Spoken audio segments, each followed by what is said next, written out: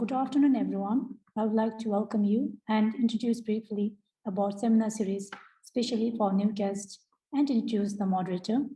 Inspired by Raul Kashu and other discourses that refer to artificial intelligence, deep learning, futuristic digital technologies, as well as with innovations in Bhutan from Duke Trace to Digital Dukul, the Center for Bhutan and Genetic Studies is hosting this seminar series on the use of artificial intelligence and innovative solutions to support ethical and good governance. Eminent speakers from around the globe are sharing the positive roles that technology and artificial intelligence can play. Please check the CBS Facebook for the details of upcoming talks on these and other topics.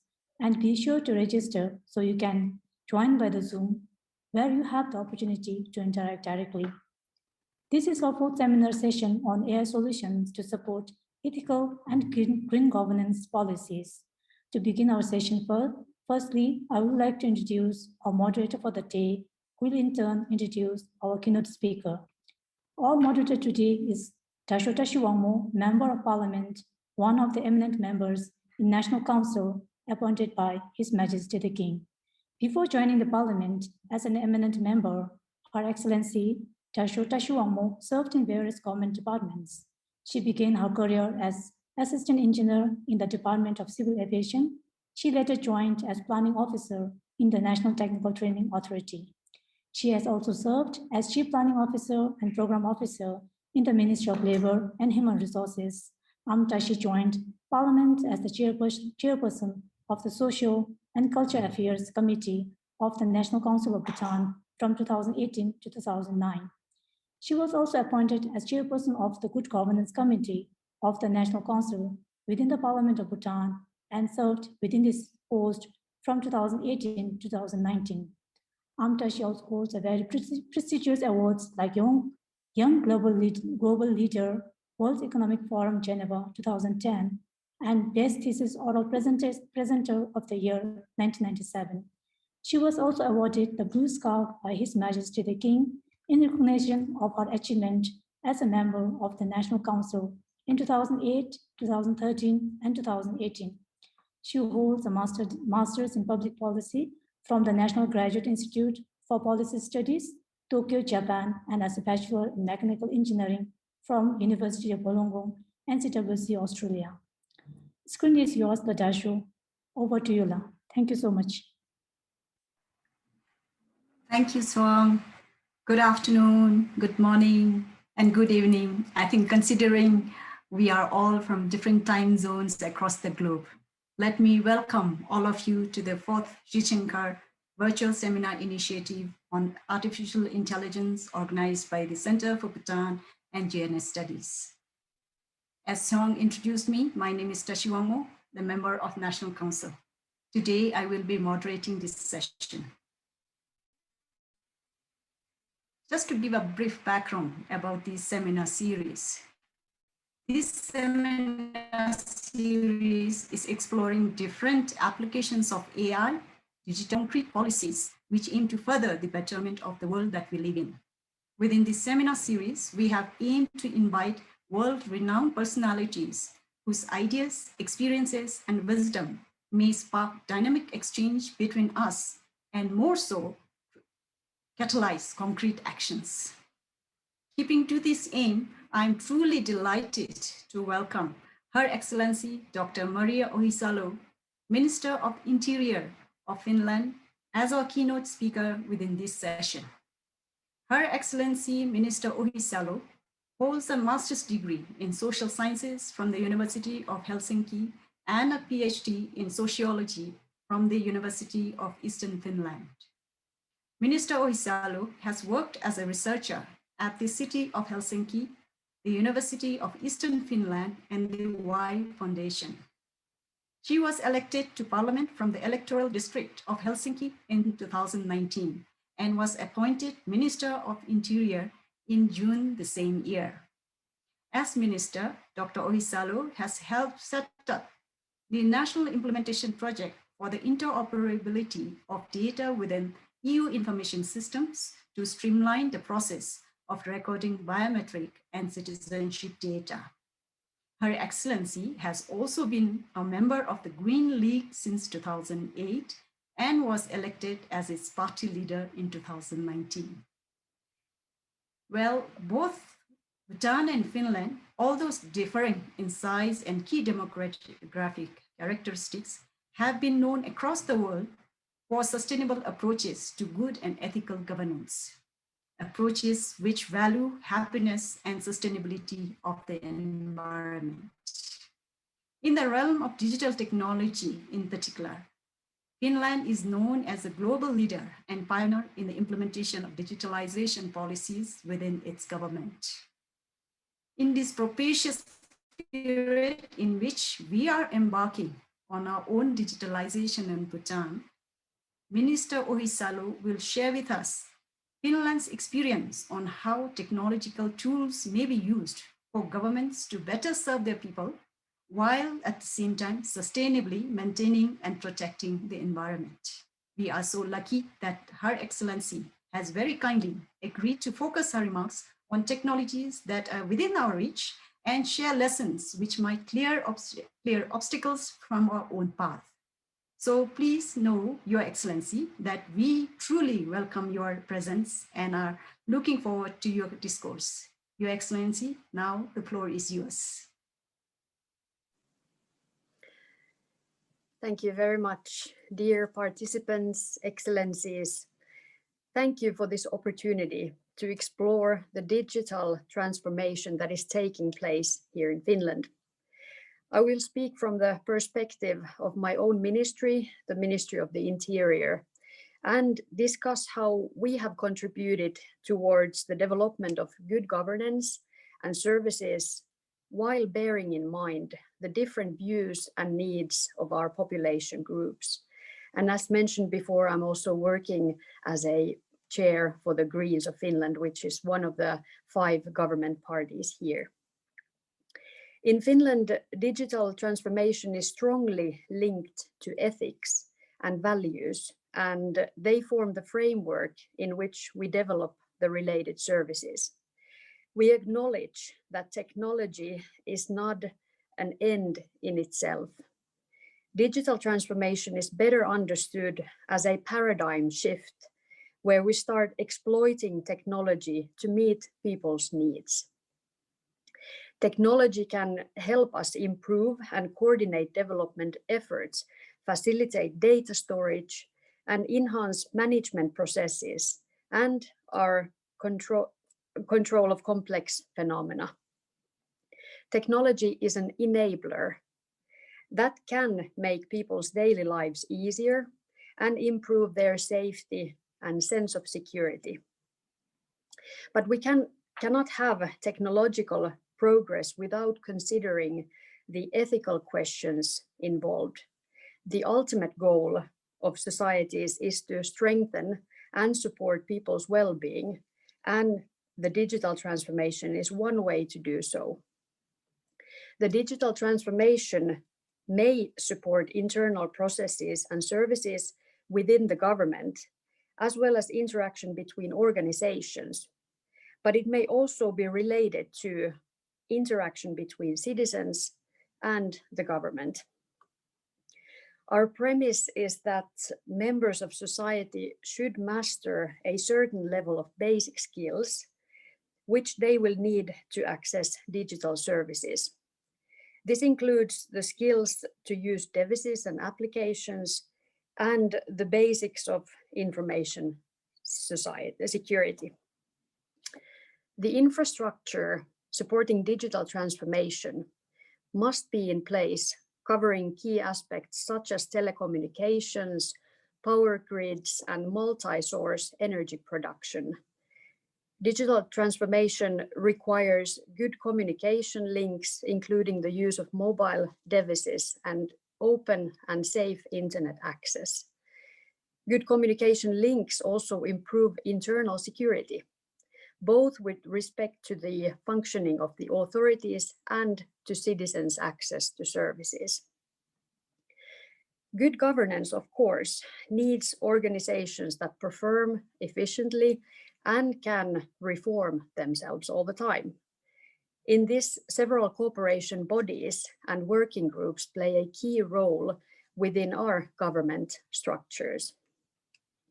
When organizations can play together, exchange information, and share expertise, we are better equipped to create service packages that are harmonized and work together. I will give you examples of some organizations that help us to do just that.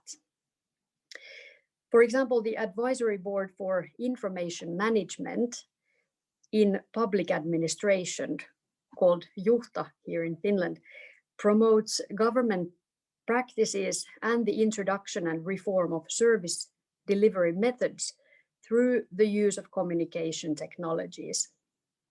Another example, Tietokeko, a Finnish word, is an information management, development and coordination groups that supports the Ministry of Finance, whereas cooperation on information security is coordinated by the Government Digital Security Management Group, VAHTI. So we have all these groups working together using mutual practices. The role of all these advisory boards is to promote and support cooperation between the ministries. Moving on to our efforts to develop information management, the goal which central government seeks to achieve is cross-cutting and cross-administrative cooperation.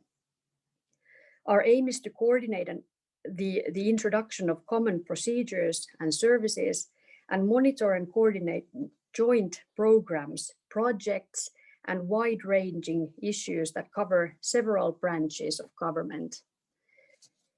In this, it is crucial that we can create structures and culture that support collaboration. We must be able to identify the interfaces or points of contacts for the services of various providers and consider how different functions are interlinked. This will allow information to be used in several systems, increasing efficiency and user friendliness. Services will not be siloed, but can support each other, and at best are visible to citizens as one-stop shop. In addition to public authorities, organizations and community actors such as the Red Cross, charities and associations are also linked to these services. The Aurora AI artificial intelligence program is a good example of this. It is designed to serve both businesses and citizens in different life situations. Aurora AI helps us offer targeted assistance in situations such as changing jobs, divorce, moving, or beginning studies. Service providers can develop chatbots together, making it easy for the service to guide the user and transform data between the services. A good example of this is the chatbot network, which the Finnish Tax Administration and the Finnish Patent and Registration Office have developed together. Smart guidance for young people is also currently being developed to provide individual support according to their life situation. Technology has always been used to simplify work and process development, and in the end, achieve both time and cost savings. But in addition to facilitating the smooth running of government and of citizen services, technological solutions can improve accessibility, increase participation, and empower citizens, so that they can promote their own interests electronically without physical transactions. This has been particularly important during the COVID-19, as there has been a need to reduce people-to-people contacts to prevent infections. Electronic services enable citizens to participate in public debates and in the preparation of initiatives. For example, Finland has a citizens initiative website. This is where people can put forward legislative ideas and initiatives that other identified users can then vote to promote. Proposals with more than 50,000 votes must be submitted to Parliament for its consideration. Digital services also enable citizens to be extensively involved in the preparation of matters. One example of this is a website where people can voice their opinions on municipal initiatives and legislative proposals. Our roadmap for developing services with the help of technology is based on the competence and participation of society. Everything we do is based on what we can build on existing skills. Utilizing the roadmap, we carry out service development in stages and draw up a long-term strategic plan. It also makes sense to base our strategies on long-term objectives and then make progress step by step. In this way, we can get a clear overview of how the services interact with each other and of the data, the users, any related interfaces, and how they work together. Equipped with this knowledge, we can then work on the services. Finally, any initial and revised strategies must follow national and global developments so that the services are developed in the right direction. When we design and develop technology, we should also consider how legislation affects the rationale for the uses of technology and our need for it. Technological development and legislation go hand in hand, of course. While technological progress may require legislative changes, legislation may also impose limitations or constraints on the functionality and use of technological solutions. Whether an opportunity or a constraint, each country's legislation sets a framework and opportunities for the use of digital services. Furthermore, at the design stage, we should consider the user acceptance of technology. User acceptance is invariably influenced by society's values and attitudes and the cultural context. At its best, the use of technology will increase transparency of decision-making, improve fairness, make work and services more equal, and provide citizens with opportunities to influence and access decision-making. Likewise, we should pay attention to usability and accessibility. In service design, while we keep in mind our different population groups. In terms of good governance, it is vital to consider how such aspects will affect the equitable use of digital services.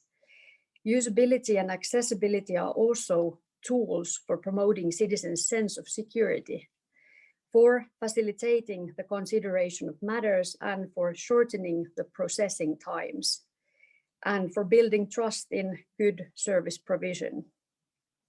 We should also bear in mind that the development of digital services should go hand in hand with the development of services for those who do not have access or ability to benefit from digital services. And here especially, we should avoid the digital divides in our society. However, digital transformation cannot move ahead without investment in education. The education system supports citizens' digital skills and more broadly strengthens the transformation itself.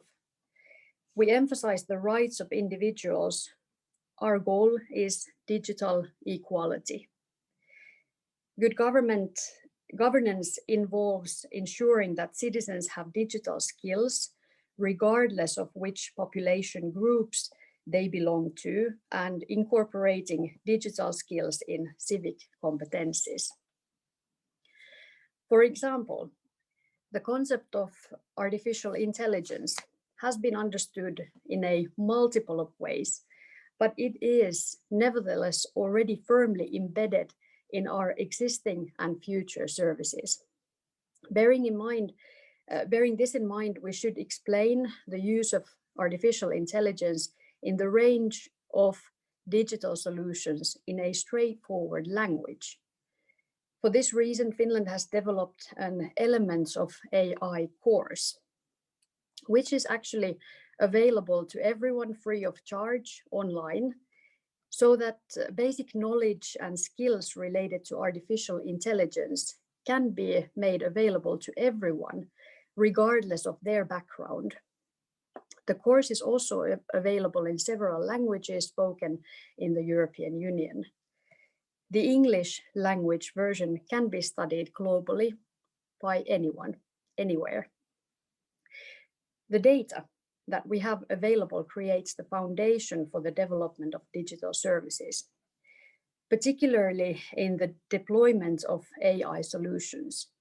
In order to learn, artificial intelligence needs data, and the larger and better data sets are in use, the better the conditions for developing the services. But we should also recognize that it is our citizens who provide the data that then underpins the digital transformation. So, since digital services cannot be built without that data, we should have an idea of what open data and other data from a range of operations can be accessed to support digital service development. This is a major ethical question. Data use will also help improve sustainability through the transition from paper to e-services, and it will improve the traceability of data processing. We can now see who has processed the data and where it has been stored and for what purposes. In line with the principle of good governance, data generated by citizens is brought back as a service for citizens to support their well-being by making their daily lives easier, by increasing safety, and by improving their sense of security. So well-designed services can also increase transparency, trust, and a sense of security for service users. This brings me to information security and data protection, both in terms of the government and the individual. After people have accessed the services and data has been generated and stored, the purposes for which such data is eventually used and when and how it is processed are central to the trust citizens have in the use of these services. The experience and added value of reliable services can help citizens gain a subjective and objective sense of security. And this is especially important for me as a Green politician, but also as a Minister of the Interior, that we also talk about the sense of security of individuals. Strong identification is important for building trust in service use for users and operators alike. We need to be able to create digital solutions that allow both users and operators to be certain that the service will be accessed by the right person. When we look at service design that follows the principles of good governance, further important aspects include an examination of ethics, transparency of processes, and the involvement of citizens and the private sector in the planning and development of services. Artificial intelligence and ethical thinking must go hand in hand because AI must be used in a way that is ethically sustainable, since it can also be used against humans. To that end, we should strengthen the collaboration between technological and academic research in the provision of public services, digitalization, and technological development. This will create the right conditions for innovation and for service providers and users developing solutions together. It will deliver cost effectiveness, interoperable solutions, risk sharing, and export opportunities. Finally, nearly all technologies, but especially those related to digital transformation, need electricity to function. Natural energy such as wind and solar power and geothermal energy are important renewable forms of energy in Finland. At the same time, Finland has been able to utilize artificial intelligence between different forms of energy and thereby gain maximum benefit from energy production. Such technologies are also effective in combating climate change. By global comparison, the life cycle of technologies related to digitalization is relatively short. By inventing, recycling, and reusing renewable materials from nature, we can create societies where the acquisition of materials will not become a burden on our own or other people's living conditions. So if we follow these principles at the planning stage, we can use technology to improve people's safety and sense of security in several ways. Equality, ethics, legislative development, interagency cooperation and coordination, joint innovation with service users, providers and suppliers, information security and data protection, systematic gathering and deployment of existing and new data in the development of digital services, planning sustainable development and green technological solutions, developing the infrastructure for services, and providing extensive training in digital skills for different population groups, for everybody. Based on these points, you can see that there is a strong emphasis in public services, perhaps in particular digital services, on the instrumental value of such services for people's well-being. Digital services can contribute to the government's well-being objectives to ensure the welfare and physical and mental health of Bhutanese people also. Digital services can also be used to safeguard the vitality and resilience of communities through government-enabled training opportunities and through strengthening environmental sustainability. Thank you.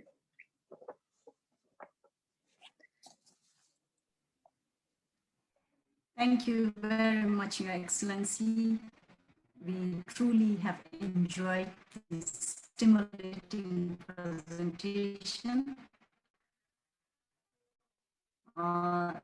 Listening from the perspective of Bhutan, I was interested by many of the initiatives within Finland's Ministry of the Interior have done this.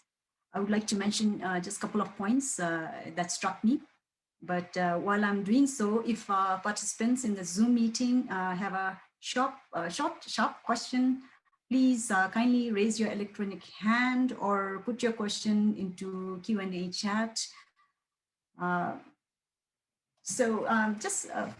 What came out to my mind as I was listening to your very succinct presentation was the whole ecosystem, the way that you looked at the whole ecosystem to, push forward the digitalization in your service delivery, starting from assessing the needs of the people, really gathering the data from the people, and based on that, you are then designing the digital services, and not only you're stopping that, but also having a long-term, plan for digitalization.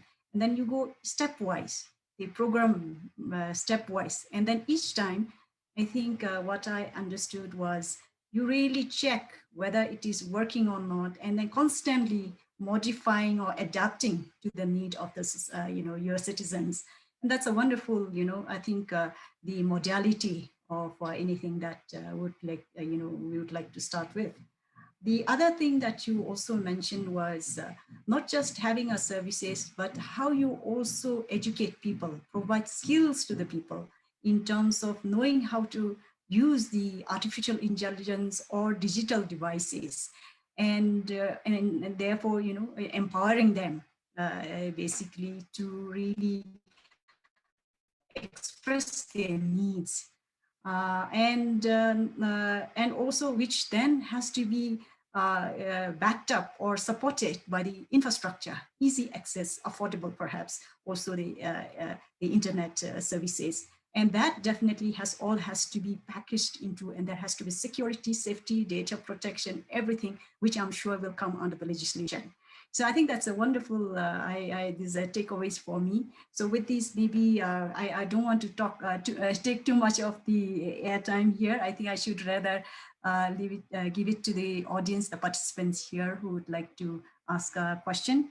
So I would like to maybe call upon Dasho Karma-Ura if you have any questions, or others in the Zoom, please speak aloud. We can then, Her Excellency will be there to answer your question. Anybody would like to? Just a minute.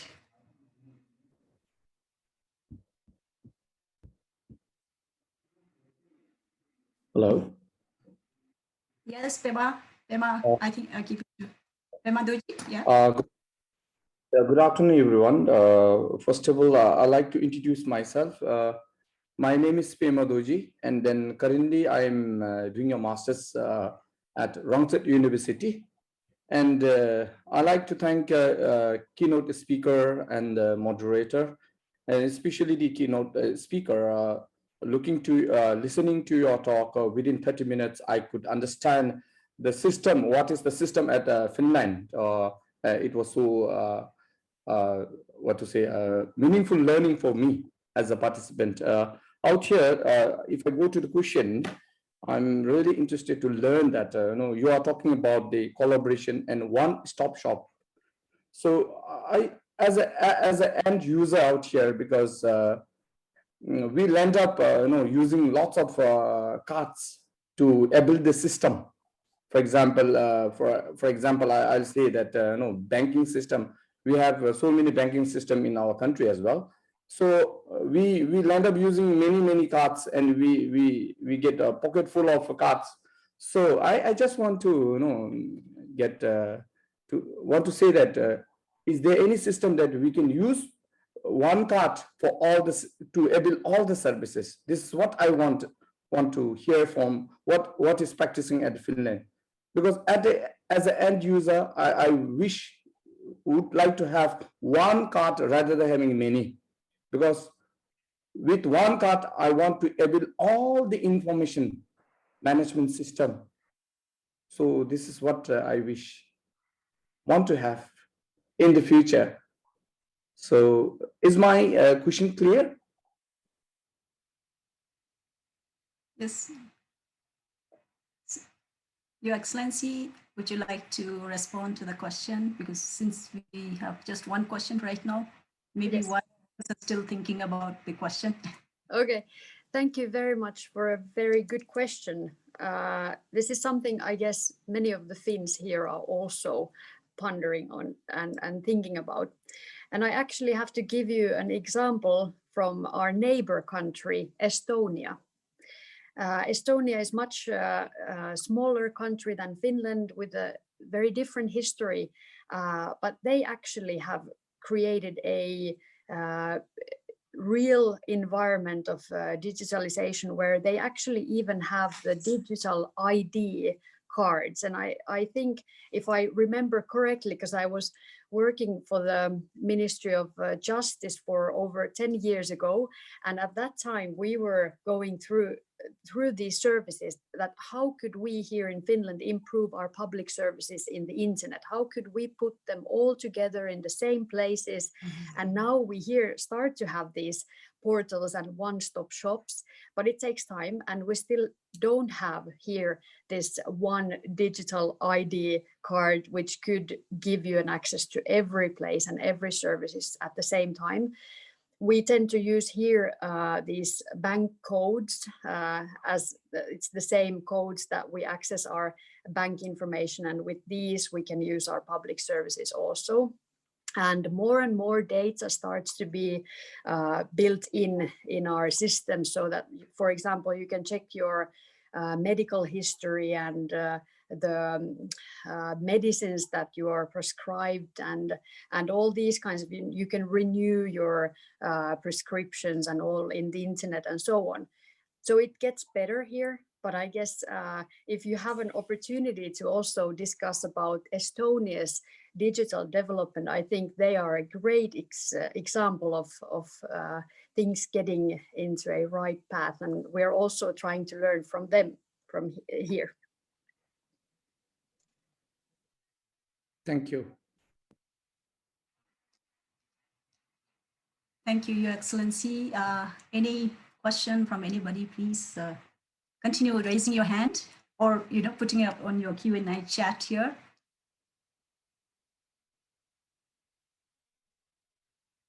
Yeah. Okay.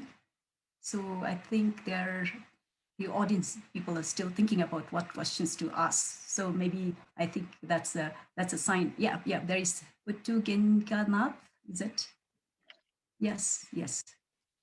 Yes, go ahead, please. Thank you so much. Thank you so much. And thank you also to Maria. Maria, thank you so much for the really insightful and fact-filled presentation. I remember being deeply inspired by our discussions when we were students at Oxford, and I'm now really amazed at your ability of putting all those ideas into concrete action now. So that's really amazing. Thank you so much, Maria. So I'd just like to ask whether you could elaborate further on the mechanisms of Finland's Aurora AI. How does that program work, or the platform work, and how is it able to pinpoint tailor-made solutions for citizens? Thank you so much, Maria. Your Excellency, please. Thank you very much, and thank you, Putu, for the invitation here. It's great to see you again, and thank you for those great conversations at Oxford University. What was it, maybe 5 years ago, then we were studying there together. Just to add something for the previous question still, what I mentioned about Estonia, I could also add that they have also done their elections at the internet. And this is maybe one part which I'm not agreeing with them, that here in Finland we still have our election system very traditional. We tend to put the numbers with pen on the paper, and there is a traceability of the votes, and it's really a trustworthy system, and I would not put that into internet. So digitalization is good, but not in every places. Because data protection there is one big question, and who can influence the voters and by what means and so on.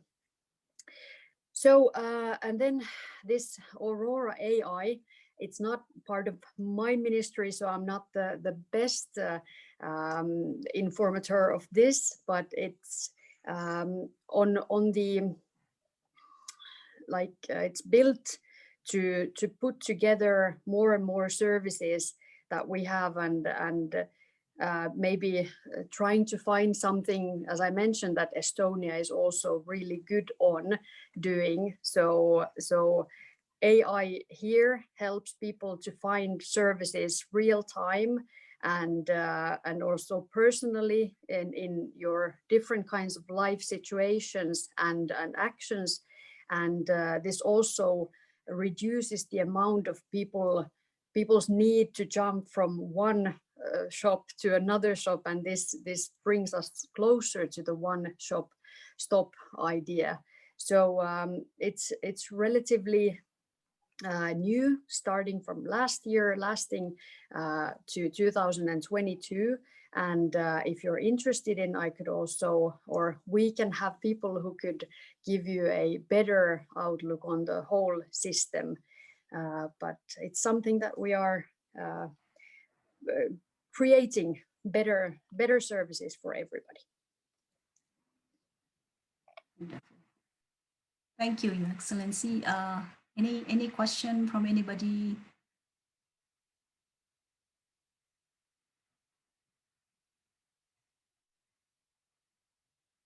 Okay. So we wait for, oops, so where did I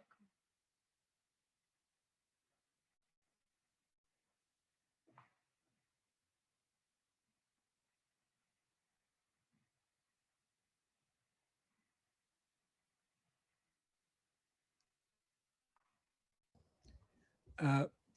Maybe sorry about that. I just pressed the wrong. Yeah. Yes, Dasho.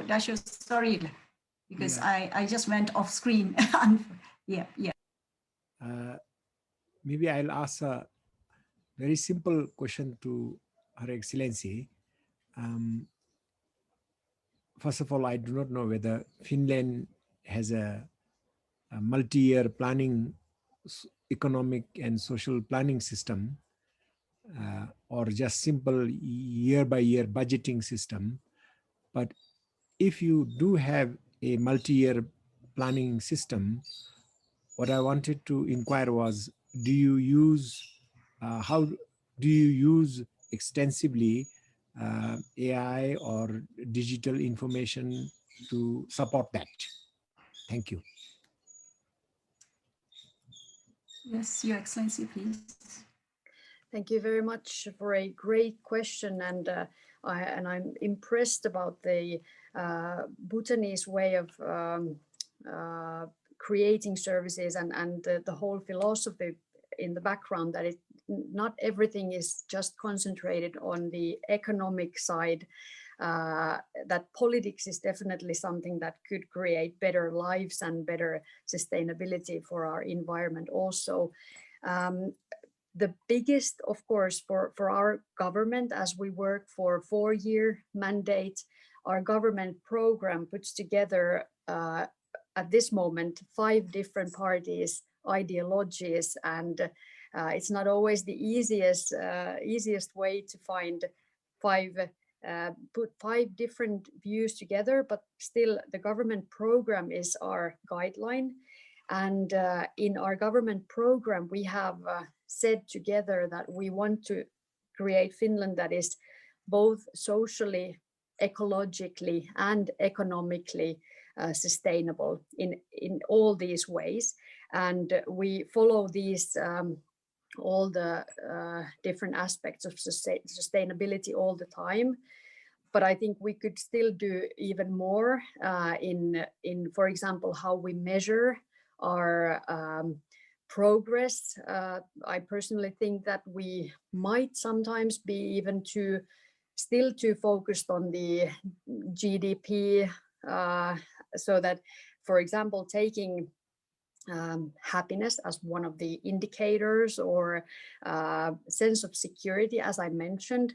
We have just finalized here at the Ministry of Interior a paper for the government which outlines the Interior Ministry's perspective and the whole ideology around security here in this country. And there we're not only focused on the amounts of policemen and women or firefighters, but we also focus on which groups in this society feel safe and secure, what kinds of services these people need. And we often see that those people that are the least well off actually trust authorities much less. They suffer from lack of many resources in this society, and they also feel more insecure. So we have also put more of this sense of security, subjective sense of security, into our thinking. And personally, having the background in academia and research, I have tried to give all these aspects more and more to this government work also. But of course, we do our 1 year budgeting. We do the frame budgeting for the next 3-4 years so that we can see a bit longer frame. And actually, we just had 2 weeks ago these frame negotiations for the next years. And at the same time, we also released the newest papers on ecological, social and economical sustainability. So we do follow these principles also all the time. Thank you, Your Excellency. I have 2 questions that have come to the chat, question and answer chat, if I may read out. The first, there are 2 questions, so I'll read out both the questions at the same time so that Your Excellency can address both at the same time. The first question is, some are worried about AI and innovative technologies because of job loss. Could you comment from your experience? The second question is, with Finland's experience, which service would be the easiest and cheapest to use AI?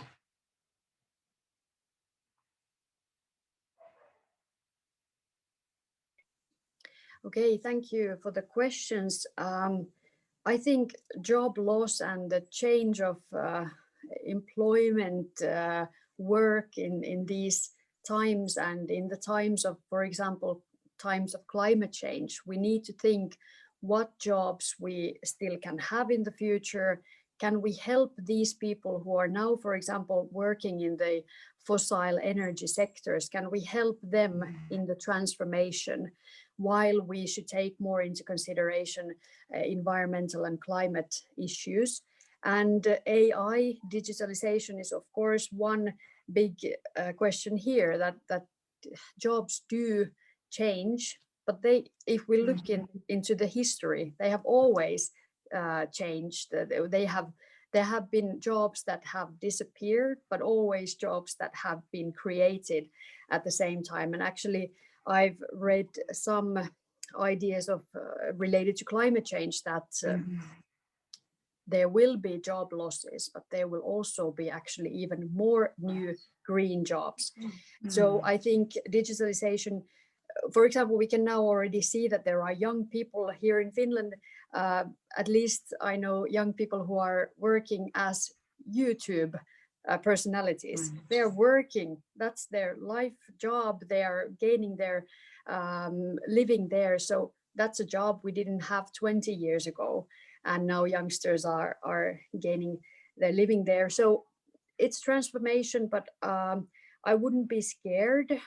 But what we need is what I mentioned in the speech, that we need to get everybody into the education system. We need to gain, or we need to help people gain their skills related to digitalization. We need to enable them to have access, cheap or even free access to internet. And for example, here, public libraries is something that we are very proud of, that every municipality has their libraries where you can access internet. If you don't have it, you can borrow books, you can borrow even some sports equipment from libraries and so on. But yes, I understand that people feel insecure. It's a huge change, digitalization, but we can live with it as long as we keep everybody aboard and involved. And the other question was, what would be the cheapest or easiest way for using AI? Was it so? I'm not sure if I have correct answers. From the Ministry of Interior's perspective, if I look AI, I also see opportunities, but I also see security threats. And we need to think, as I mentioned in the speech, we have to have the ethical thinking all the time there, because data and people's information could be used for wrong purposes, also could be used for for criminal purposes, and this is why we should be careful with it, but not too careful so that we don't stop doing things. I could not give one example of AI which would be the best. The Aurora AI system will be in use in, as I mentioned, 2022. So we'll start gaining more information via that also. But of course, we already try to use artificial intelligence in many sectors and try to gather the data ethically. But I'm sorry, I cannot give you one answer here. Thank you, Your Excellency. We have, again, 2 more questions coming up from the participants. Again, I'll read out both of them at the same time. First is, can AI in any way help with the current pandemic, COVID-19? And if yes, how? The second question is, how does Finland prepare its future citizens, for example, students, in terms of emerging technologies such as AI? Your Excellency, please. Thank you. I said in the speech that especially during the pandemic times, we Finns tend to know for having a very large public or very large own space, so that we tend to live in a country where we have a lot of free space, and it has been sort of easy for people to stay separated from other people. And here the digital services can also help and have helped quite a lot, so that you can fill in your tax information in the internet, you can use bank, you can, as I mentioned, you have your medical information in the internet. We try to put more and more services all the time in the internet and try to get the easy access for those. So definitely, I think we should be much more ready for these kinds of pandemics in the future. We will be facing them even worse. We don't know it yet, but I think definitely what we now have learned, we should also be sharing together worldwide, because we are in this together. So all the best practices when it comes to digitalization, AI, definitely we should share them together. And the other question, sorry, I couldn't hear. I had a, could you maybe please repeat? Okay, so yes, I'll read it out again. How does Finland prepare its future citizens, for example, students, in terms of emerging technologies such as AI? How do you prepare the future citizens like in the schools? Yes, thank you very much. In our education system, we have actually just also made a reform here during this government period, that everyone should also study the second degree, and so that more and more people would go into working life with better educational skills. And so we are prolonging the time people are going to school. And I think this is a historical change, because we have been proud of our education system, but it's not, we need to modify it all the time for the needs of the future societies and future challenges. So when it comes to digital skills and breaking these digital divides, I think our education system is the place where we try to gain more and more people, give them more and more information via that, and already from very early age, so that people could be using more digital services and could understand the logics. And one actually big question related to social medias, for example, is the hate speech and the hate that is also growing in the internet platforms. And this is something that especially here at the Ministry of Interior, we have been really worried about, and we're trying to find new tools to try to avoid this, because this can create situations where young people might not be able to participate in social media discussions. They would be too scared. People would be too scared of candidating in the elections, and this is a problem for democracy. So the more and more young people also understand the logics of social medias, digitalization, AI, and media literacy, of course, at the same time. We need to give all these skills to young people from a very early age.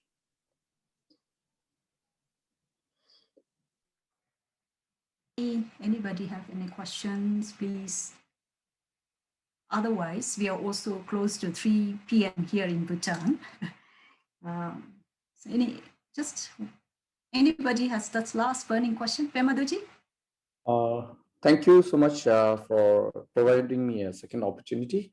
Since no one is asking, so I'm taking an opportunity to ask a question. Since I come from the education background, I like to, I don't know whether this question would be relevant to our keynote speaker or not, but this really burning insight, so better I throw out my question. So I like to just want to hear that EI and the e-learning system in Finland, because this is one of the major challenges in our country. Because I, as a teacher, e-learning and emergency in education is really a big issue. So if you could share some of your ideas so that your idea could help us to implement immediately in our country. Thank you. Yes, Your Excellency, please.